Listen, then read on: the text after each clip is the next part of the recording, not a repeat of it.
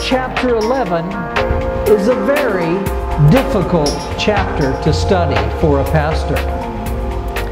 If you study the Tanakh and you're reading in the book of Daniel, there are many beautiful things in the book of Daniel. And all of the things that we've covered from Daniel chapter 1 up through chapter 10 of the book of Daniel last week as we studied, these are all amazing things that we saw in the Tanakh. We saw in the first chapter of Daniel when Daniel was carried away captive from Jerusalem ad Babylon, and he was carried away by King Nebuchadnezzar. In chapter 2 we saw where Daniel was given wisdom from God to interpret a dream that King Nebuchadnezzar had. And that dream was to tell Nebuchadnezzar about 4 great world kingdoms that were going to come to pass on the world.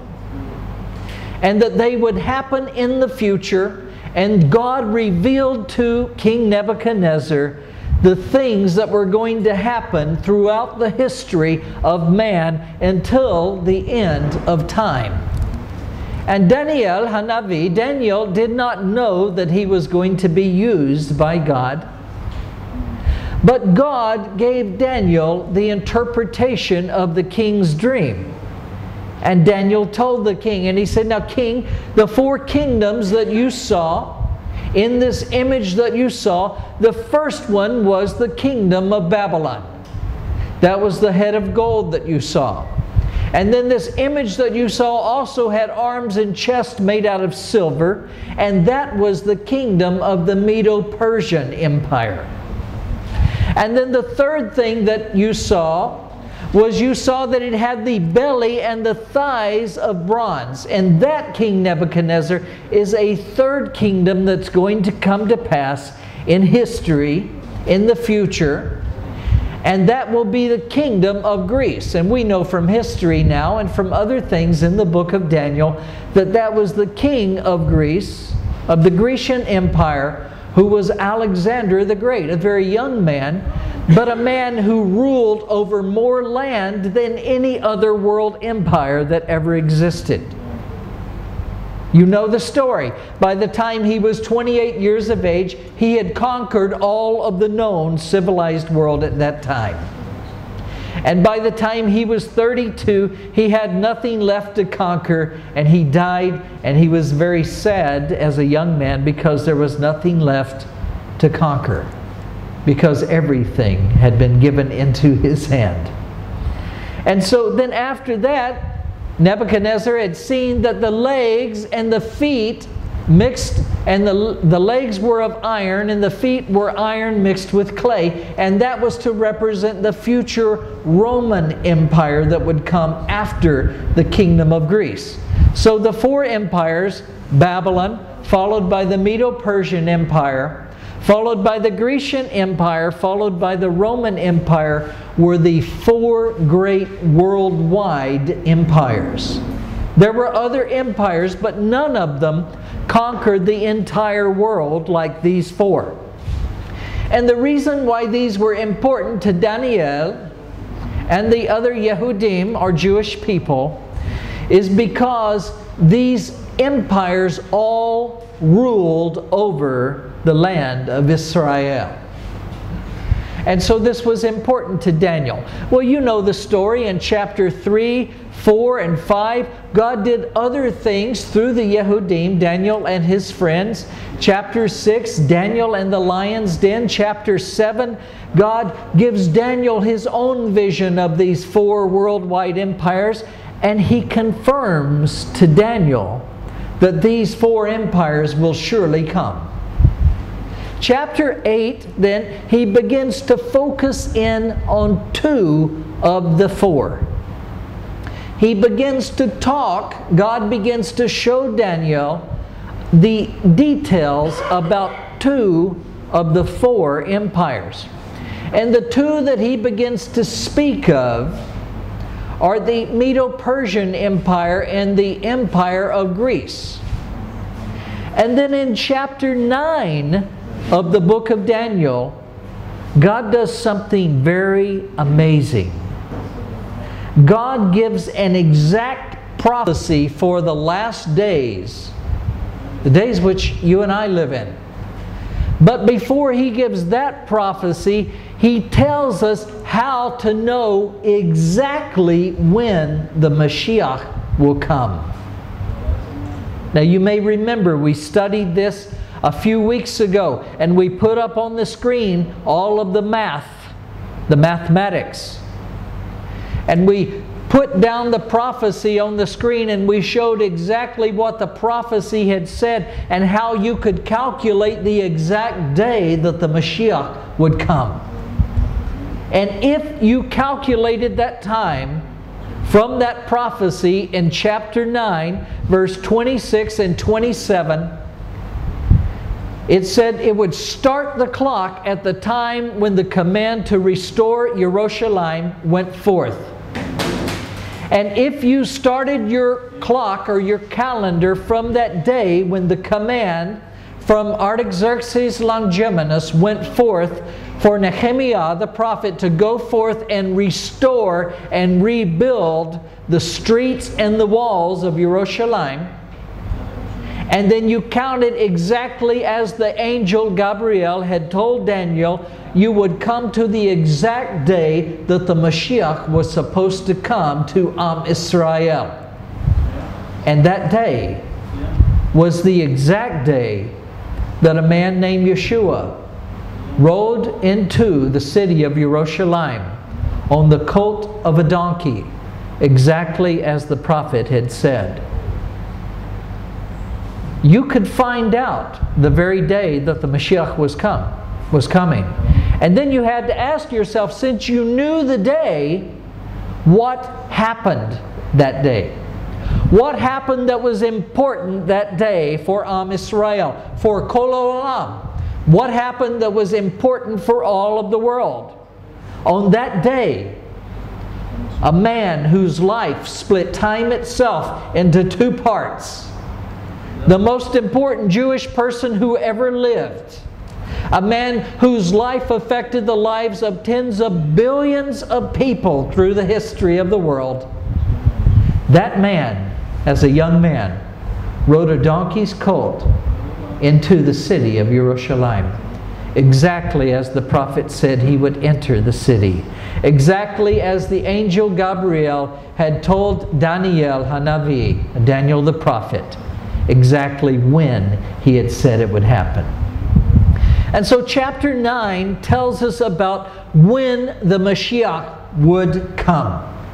When the good Mashiach would come. When the Mashiach would come, who loved His people, who loved Israel, who loved the world, and gave His life for the sins of mankind.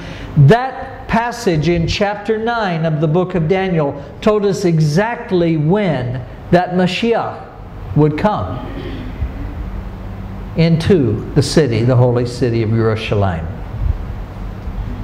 Chapter 10 then is an introduction to the great prophecy that is going to unfold in chapter 11. All of chapter 10 of the book of Daniel is just an introduction to this great prophecy that we're going to study today. So great is this prophecy in chapter 11 that it needs all of chapter 10 just to introduce us to the prophecy. And we saw in chapter 10 a little bit about what happens in the lives of angels. We saw in chapter 10 that angels are great, strong warriors. And that behind the scenes, things that you and I cannot normally see, angels are doing warfare with each other.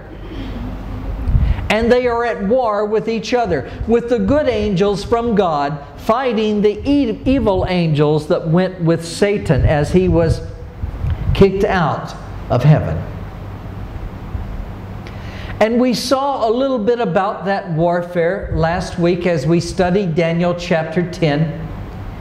And there was such a great warfare between two of these angels because the evil angel did not want Daniel to get the prophecy that you and I are studying today. So great was this conflict, so great was this war between these two great powerful angels. This evil angel who was over the kingdom of Persia, he was called the Prince of Persia. He did not want God's angel to give this message of this prophecy to Daniel. Because then Daniel would write it in the book, and 2,600 years later, you and I would read about this great prophecy.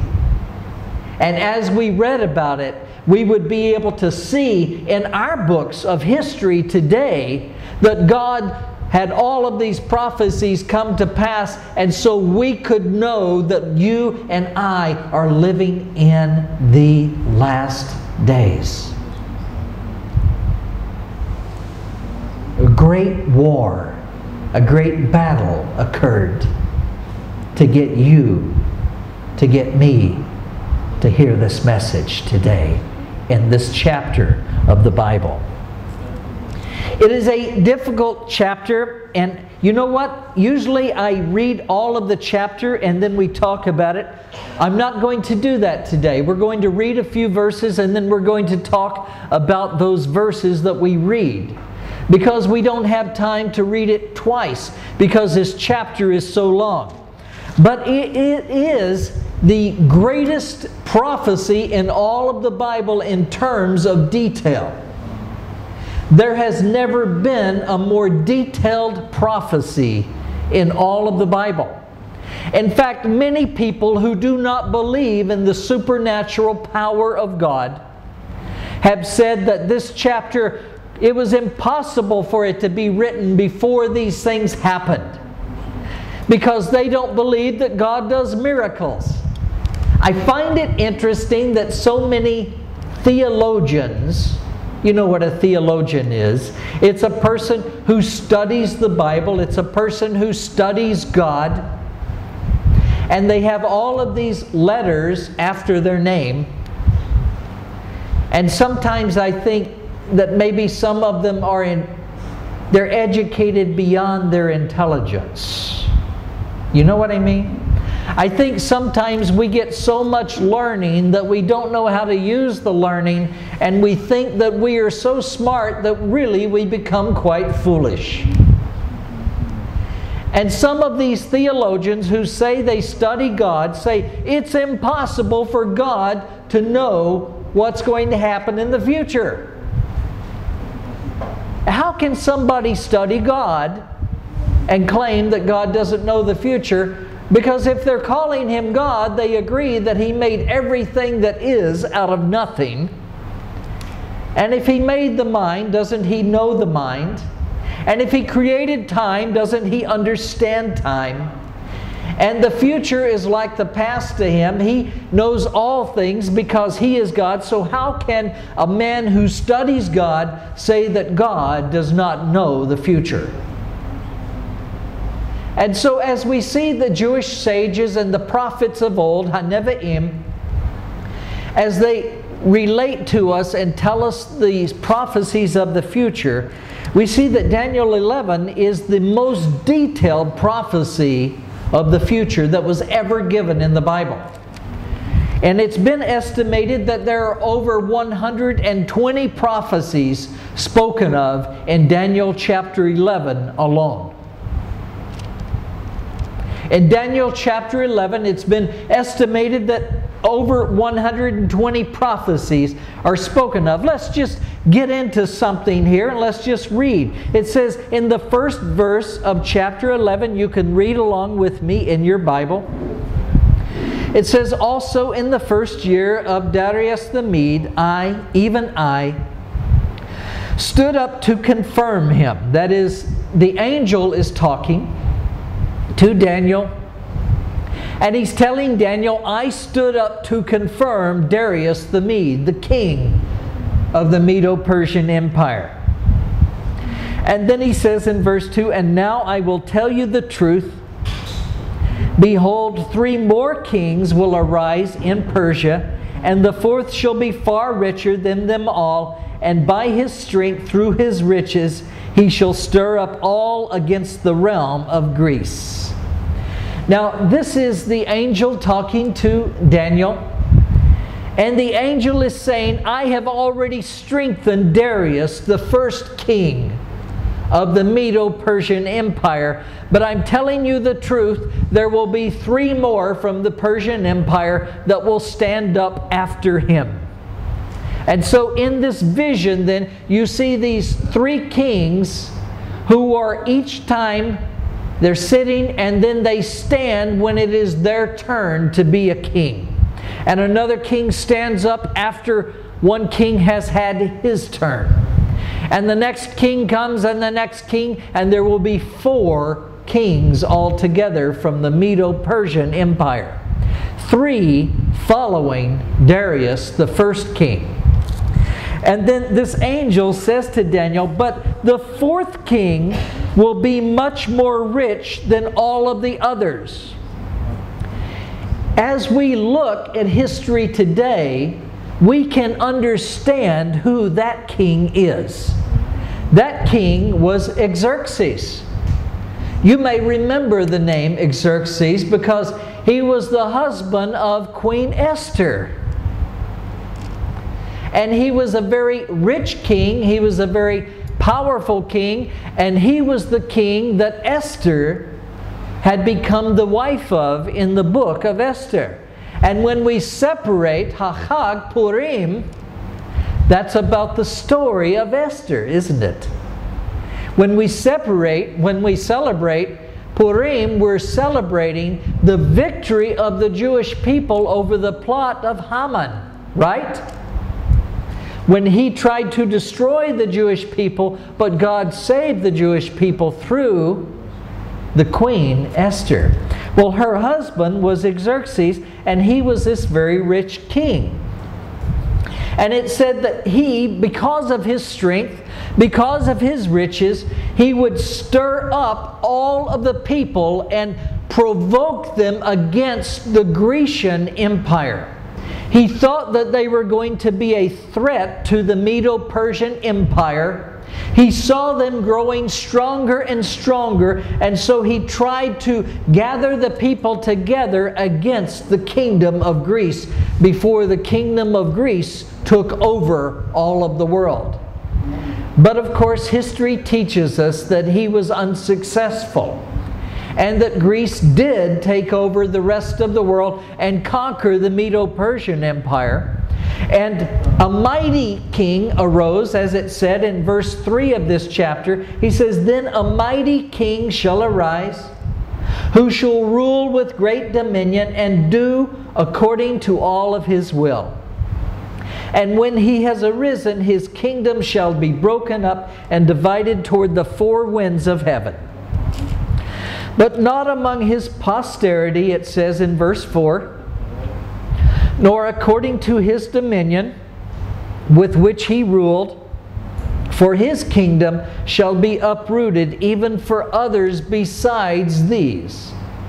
And so verse 3 and 4 of chapter 11 tells us that after these 4 Persian kings, there would be this mighty king who would arise from the Greek Empire, and that he would conquer everything and he would have great dominion.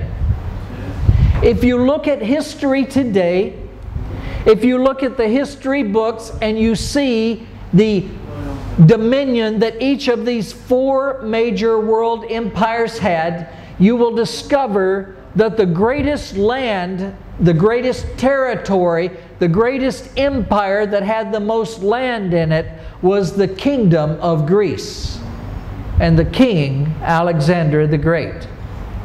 His kingdom extended over more land than the Roman Empire. It extended over more land than the Medo-Persian Empire.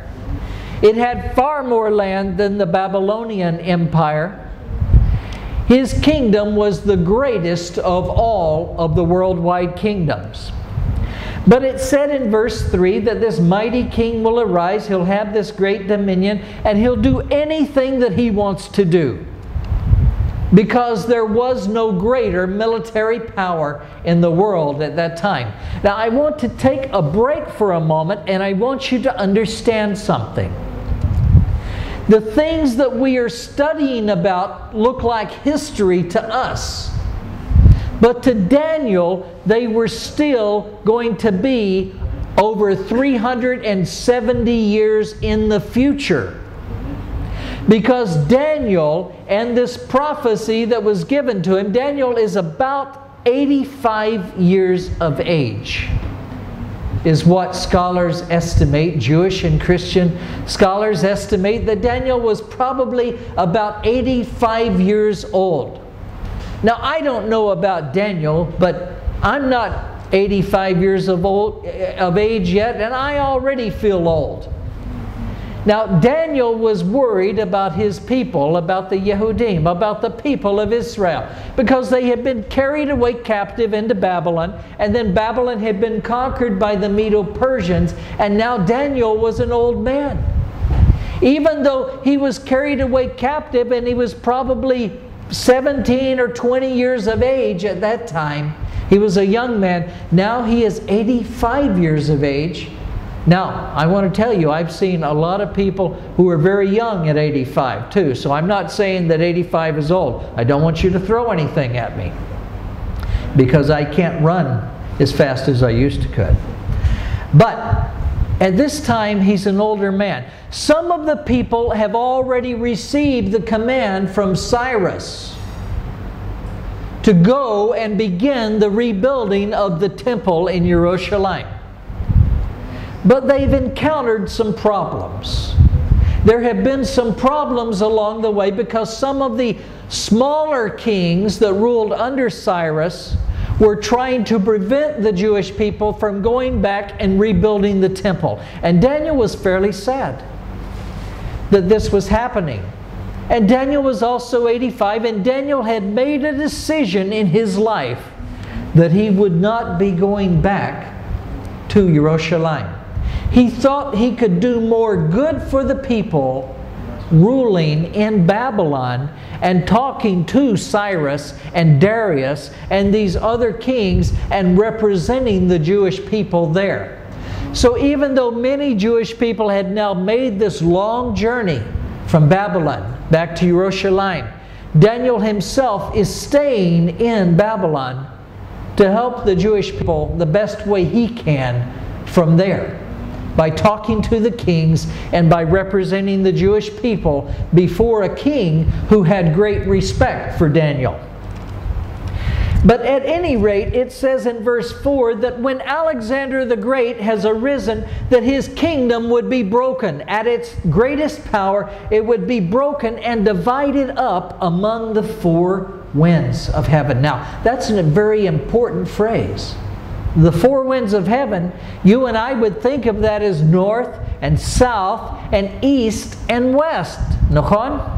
Atzafon, Darom, and east and west, and we would think of that as the four winds of heaven.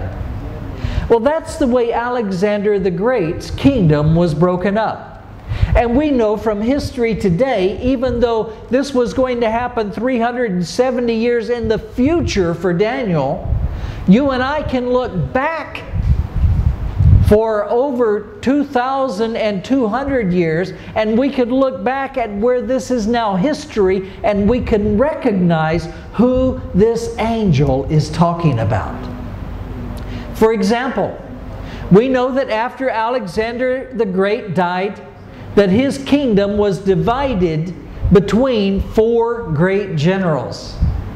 And these four great generals took different parts of Alexander's kingdom. And one took the north, and one took the south, and one took the east, and one took the west.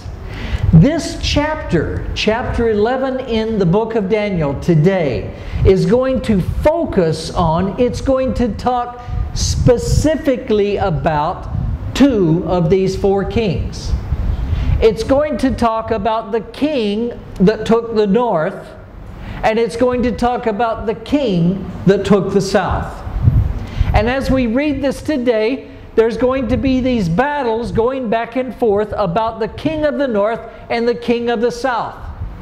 The king of the north is the king, the general that took the northern part of Alexander's kingdom after Alexander died. And that part of Alexander's kingdom is what we now call the land of Syria, or what they called then the land of Assyria. Okay? And Assyria, or Syria, is part of the kingdom of what the northern kingdom took at that time. The king of the south, that general from Alexander's 4 generals, took the south, and what he took was all of the land of Misraim, or Egypt, and all of the land of what we now call Ethiopia and Libya, what the Bible referred to as Put. Okay? So the land of Ethiopia, Libya, and Egypt, all being the northern part of Africa. And then the northern kingdom being Assyria, Lebanon, what we now call Lebanon today, because Lebanon was not Lebanon really then. And then some parts of Persia, which is part of current-day Iran today. These were all parts of the northern kingdoms of the northern king's kingdom. And the southern part, Egypt, Ethiopia, and Lebanon, were part of the southern kings. Well, what is in between those two kingdoms? Israel. The Holy Land is in between the king of the north and the king of the south. So as they are fighting with each other, guess where their armies are always fighting? In the land of Israel. That's why these prophecies are important to the Yehudim, or to the Jewish people. That's why the angel had told Daniel these important prophecies, because all of these battles were going to go back and forth. And I mean, think about it. If you live in Israel today and you'd see this king come from the north, and you'd see him do battle right outside of Tel Aviv, maybe at Lud or Beit Shemesh or Mashu, and the king from the south comes up and they have this great battle back and forth, and the king of the north wins this time. And then they come together again and have another war, and the king of the south wins this time. And then another war, and the king of the north wins this time. And you're watching, you're getting dizzy watching this thing going on in your land. And all of these things are happening in the land of Israel. And so he starts focusing in on this king of the north and this king of the south. And he goes through this great story of how these kings, it says in Daniel 11 verse 5, it says the king of the south is going to become strong. And one of his princes will become strong too, it says. And the prince shall gain power over the king, and he will have dominion over him. His dominion will be a great dominion. And it says in verse 6, read along with me, because we're going fast. Put on your seatbelts.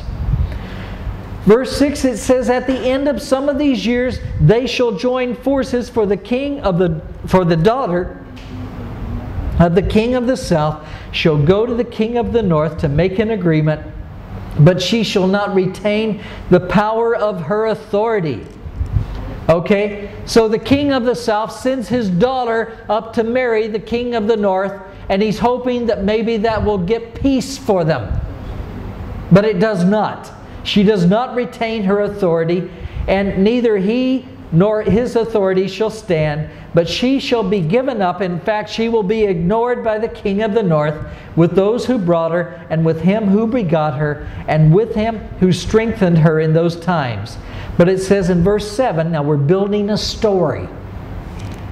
If you like these spy movies on television, and the Saturdays and the Cold Noah in the theater. If you like these intriguing movies to where they give you all these clues and they build up this story, that's exactly what's happening here in chapter 11. And verse 7 says, "But a branch from her roots, one of her children's children, will arise in his place, and shall come with an army and enter the fortress of the king of the north." In other words, one of her children's children will come from the south and go into the fortress of the king of the north and will deal with them and win. And then in verse 8 it says, "And he will carry away their gods," in other words, the king of the north's gods, because they were Grecian, and they worshiped multiple gods, and they had these idols. "And he will carry away their gods and take them back down to the land of Egypt," right?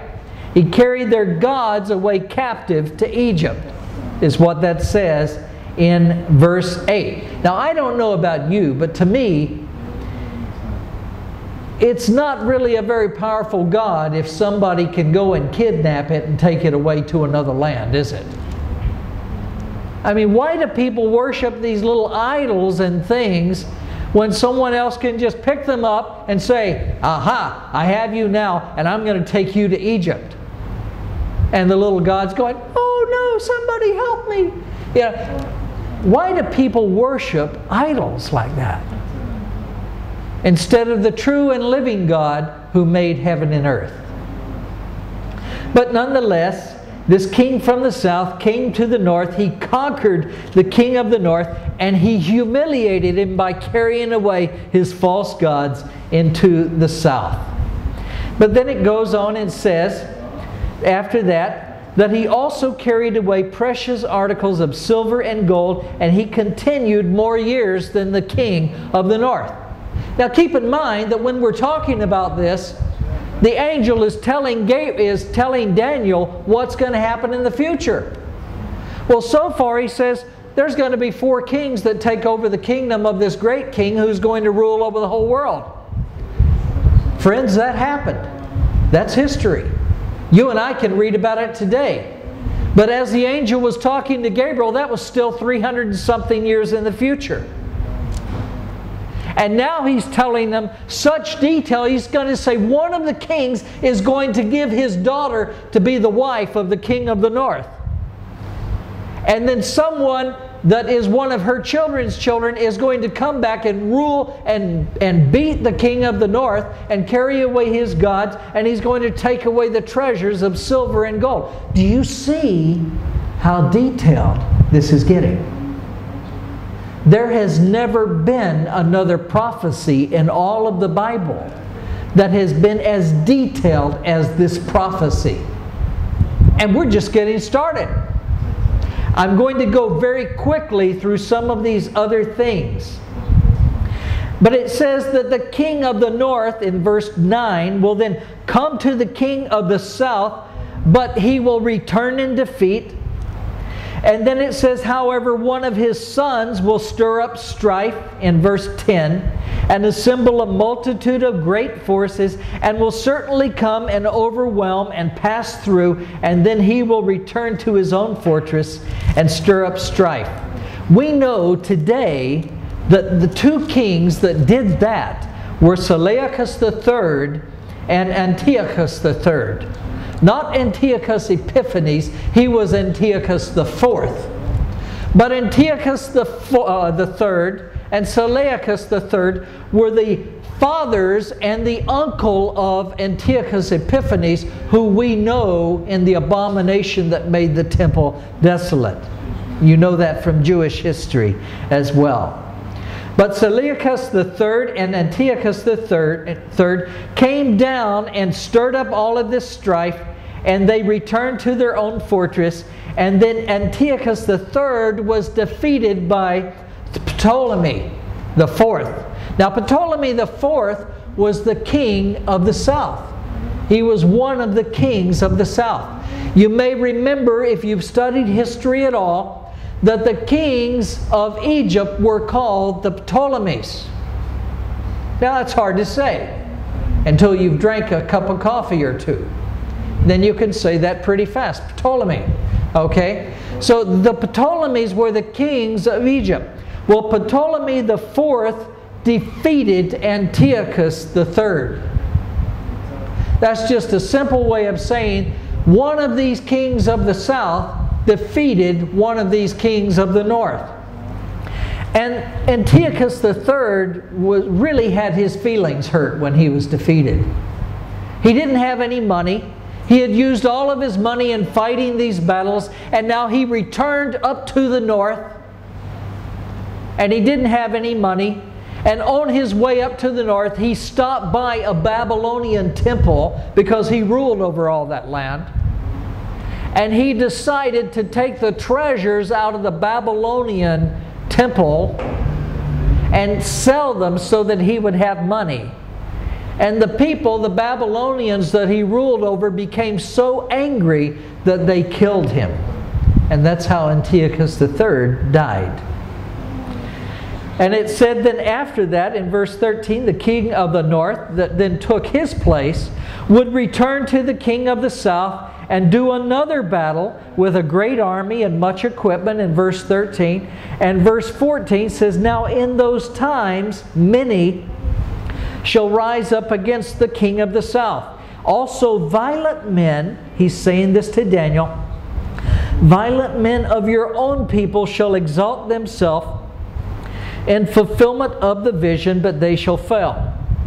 In other words, as Antiochus the Fourth then came against the king of the south, Antiochus the Fourth came against the king of the south, and the Jewish people received him because they did not like to be ruled over by the king from the south.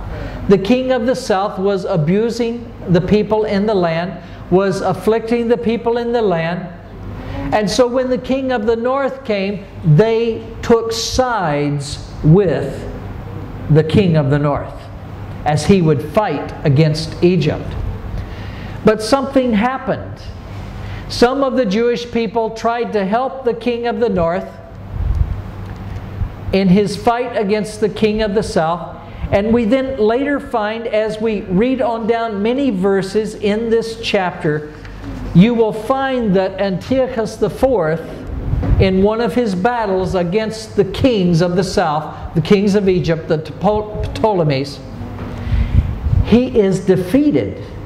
Antiochus IV is defeated because the Roman navy helped the Egyptian navy defeat the navy of Antiochus IV. And so, now I know you've been patient with me for a very long time, so we're going to wrap this up now and bring it to a conclusion. The bottom line to all of this is all of these things happened exactly as the angels said they would occur 375 years before they occurred. And you and I today can now look back at this very detailed prophecy, and we can see that this prophecy did in fact happen. But Antiochus IV was defeated because this new power coming on the scene, this Roman power, helped the Egyptian king, and he helped him to defeat the navy of Antiochus IV. And after that battle, the general from the Roman navy took Antiochus onto land. He stood him in the middle of the land. He drew a circle with his sword around Antiochus. And he said, now I want to know, are you going to be serving the Roman government or not? And Antiochus IV was humiliated. And as he was humiliated, thank you very much. Oh, thank you.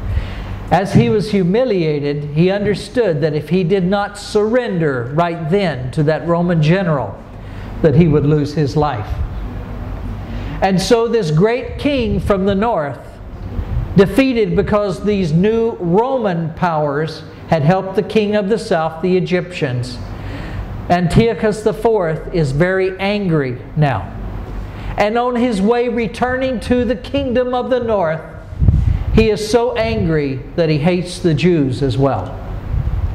And he then pays people and bribes people to forsake the Jewish God. And many of the Jewish people forsake their God, and they join forces with Antiochus Epiphanes. But then, after joining forces with them, he does something that's terrible. He proclaims that he himself is God.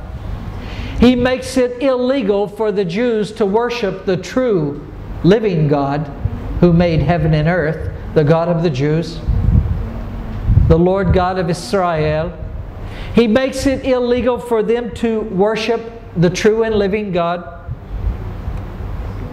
And he makes it illegal for anyone to worship any other god other than him. And he desecrates the temple, he defiles the temple by sacrificing a pig on the altar and by erecting a statue, an image of the Greek god Zeus in the temple, and by sprinkling the blood of this pagan sacrifice inside the temple. And at that time, the Jews become very angry, and they see that this person that they liked at first is really no friend, and he is really an abomination to God and to the Jewish people. So he came in at first, and he came in at peace, and he came in subtly, and he became friends with many people, but then after a while, he turned into somebody else. And he showed that he was really the enemy of the Jewish people, desecrating the temple, destroying and defiling the temple, killing the Jewish people. It's estimated that as many as 80,000 Jews were killed when he returned at that time. That he took 40,000 more people as prisoners from the Jewish people, and 40,000 more as slaves. So altogether, 160,000 Jewish people were either killed or sold into slavery or taken away by Antiochus Epiphanes, the man who said he was the friend of the Jews when he first came. I think it's easy today, as you see politics today, it's easy to understand that there are some politicians who will say that they are the friends of Israel. That they will say anything to get elected. That they will do anything to get into power. But once they are in power, you will really then find out what they are truly like. Isn't it sad that we tend to believe what anybody tells us during an election campaign, only to later find out that someone has lied to us again? I don't quite understand why we keep falling for the same trap.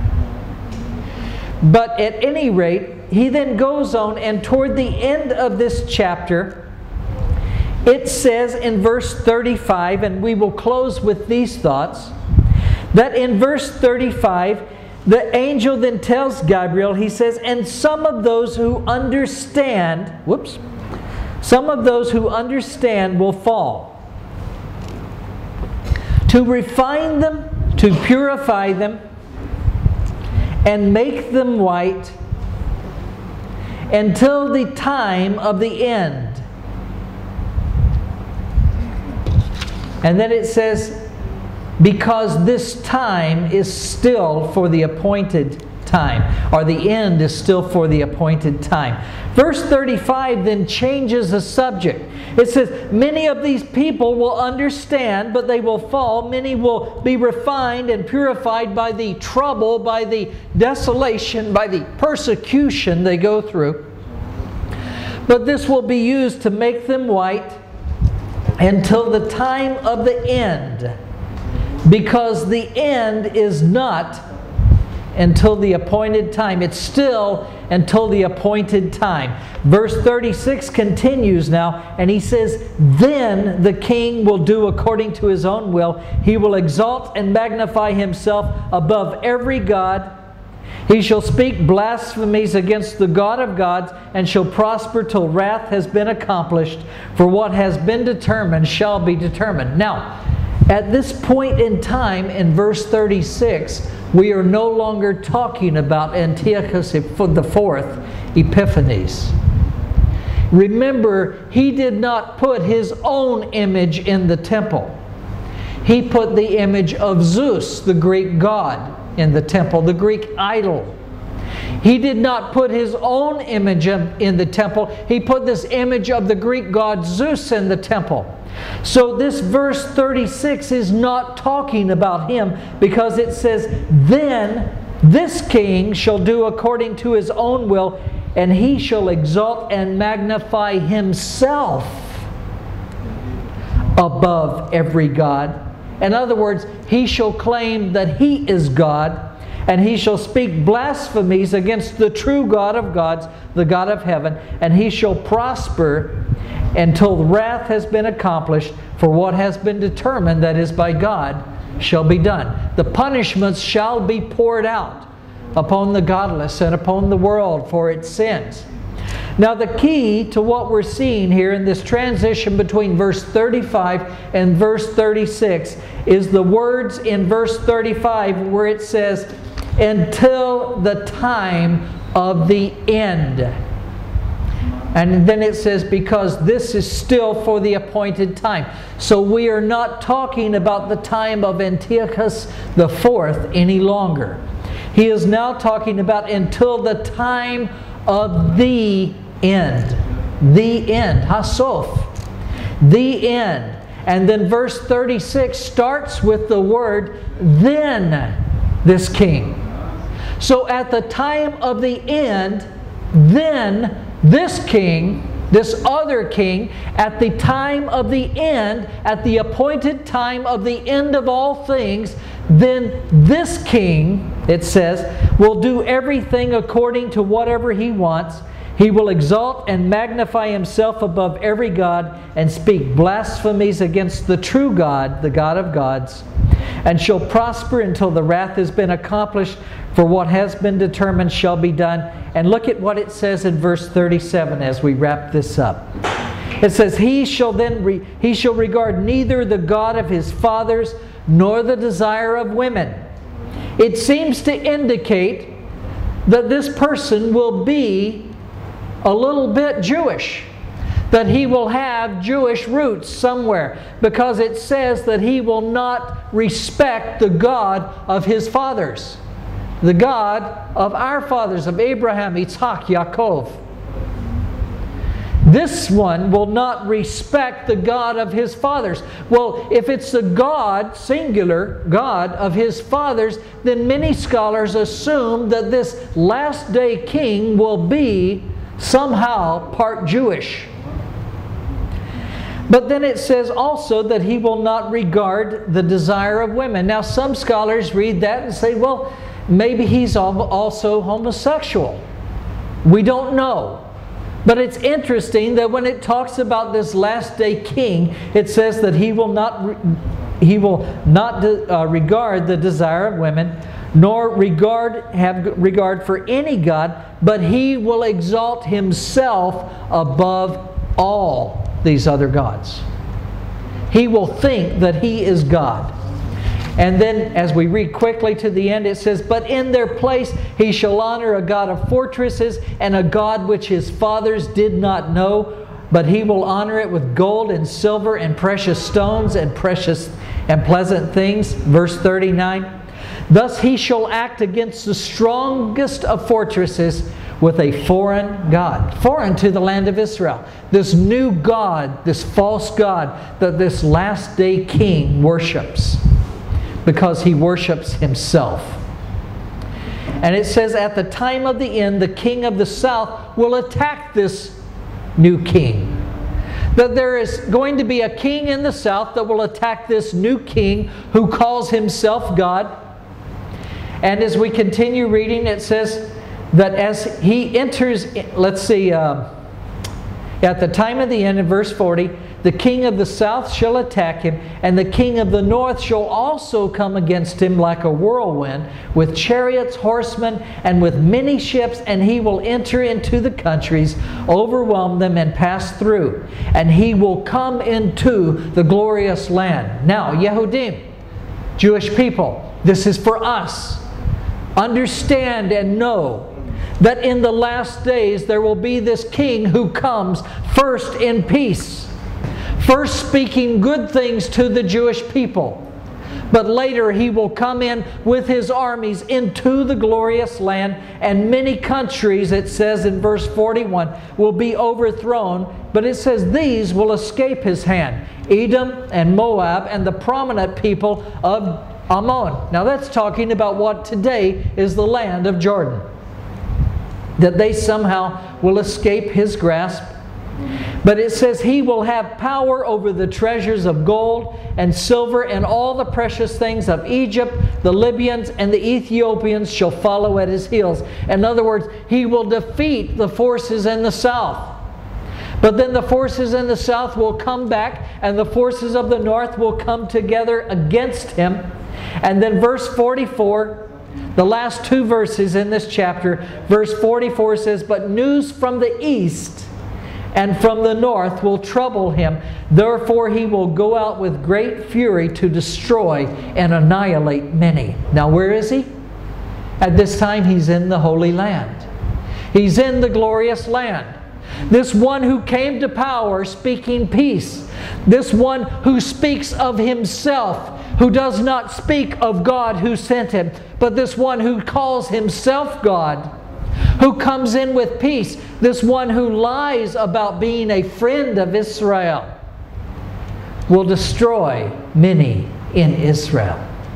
And just like Antiochus IV, he will become angry with the Jewish people. He will see the kings of the north and the ships from the Mediterranean closing in on him, and he will see this news from the east, probably the Chinese army as well, where all of these armies from all over the world gather together and come together in this one great battle in this small land, Israel. This is what the Bible calls in the book of Daniel the time of the end. Now, you don't want to be there. You don't want to be there. And if you have believed in the true Messiah, then you won't be there.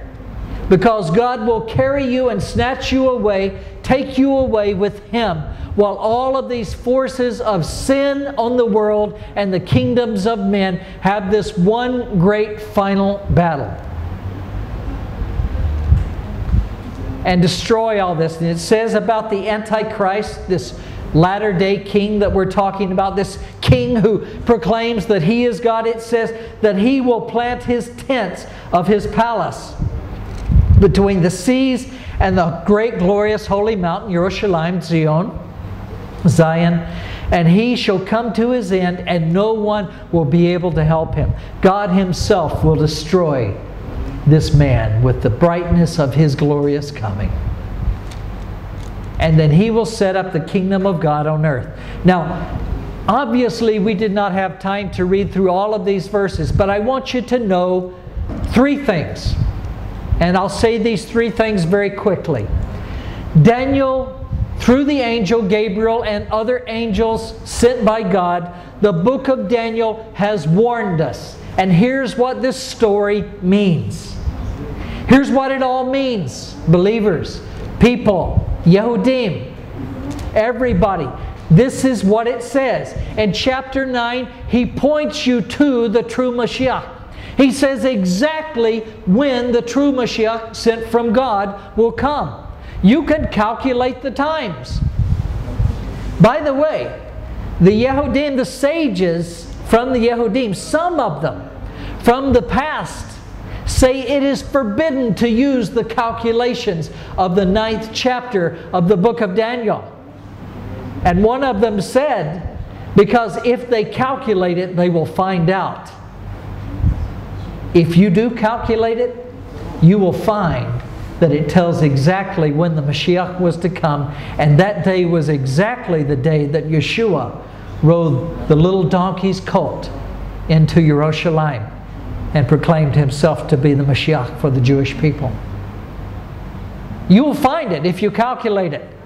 Now, many of the sages said, some of the sages said, well, the time for the Mashiach has already come and gone because we calculated it out. And now we don't know what to do because we didn't see Him.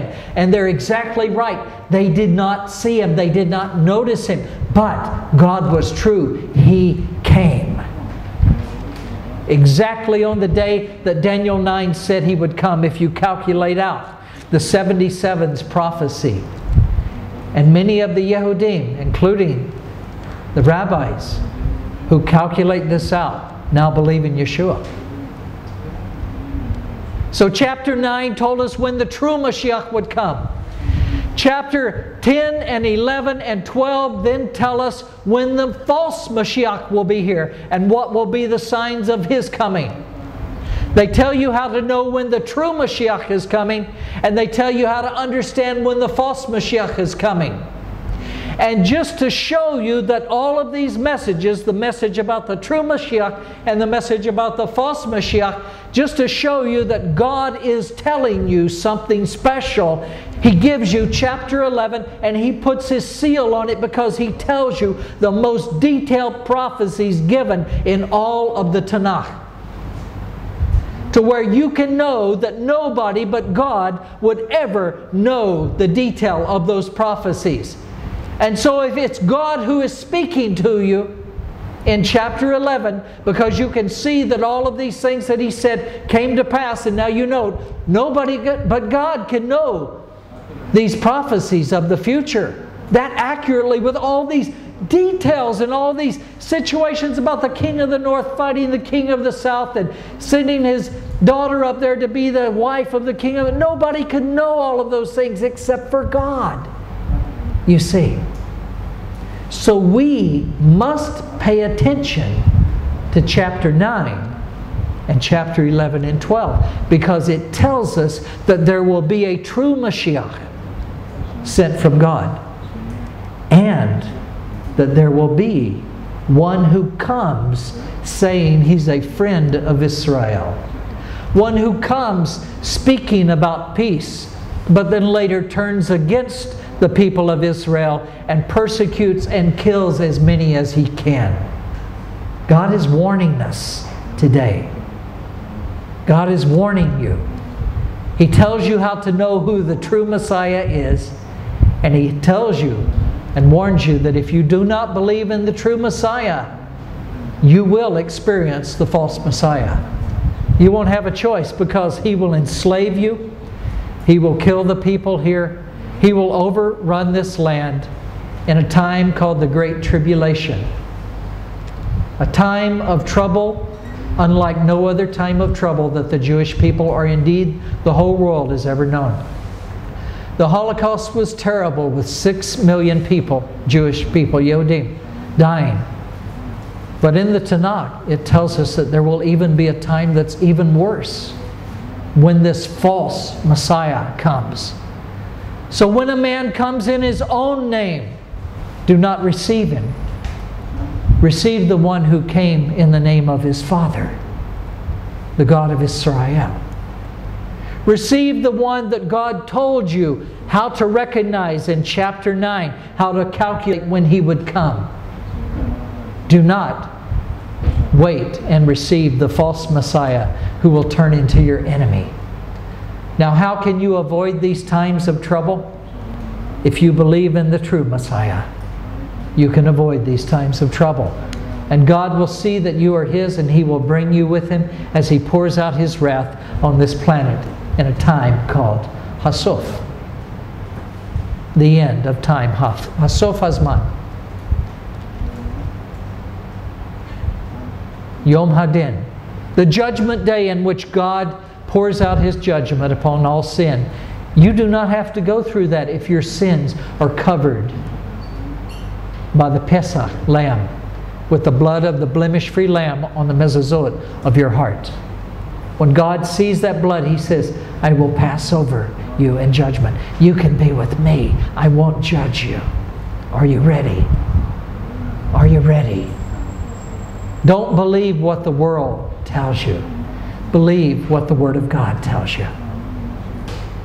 There is only one Mashiach that gives you life. The other Mashiach is a liar, and he only wants to destroy you. For God so loved the world that He gave His only begotten Son, that whoever believes in Him should not perish but have everlasting life. Do you believe in Yeshua? There will come a time when suddenly God will take those who believe in Yeshua in a moment, in the wink of an eye, twinkling of an eye, and they will be gone. And from that point, the world has nothing to look forward to but judgment. Don't wait. Believe in the one who loves you, who cared for you, who came for you.